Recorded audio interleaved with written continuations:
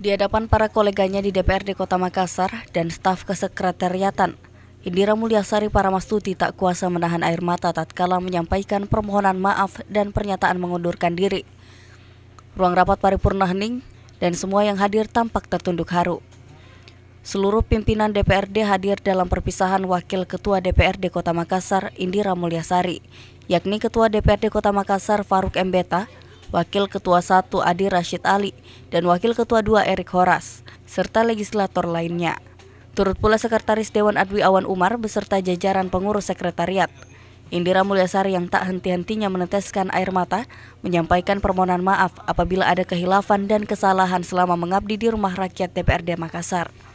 Memang selama kurang lebih hampir 3,5 tahun di DPRD Kota Makassar, kita memang sudah seperti saudara dalam susah dan senang. Jadi tidak ada kenangan buruk sama sekali gitu, dan kita benar-benar bekerja sesuai dengan tugas kita masing-masing, fungsi kita masing-masing, tetapi persaudaraan tetap terjalin dengan sangat indah. Indira yang mengundurkan diri jelang penetapan Bapaslon Wali Kota dan Wawali oleh KPU Sulawesi Selatan 12 Februari mendatang. Indira hadir di Pilwali sebagai calon wakil wali kota mendampingi petahana Muhammad Ramdan Pomanto. Ira, Fajar TV dan Fajar Radio melaporkan.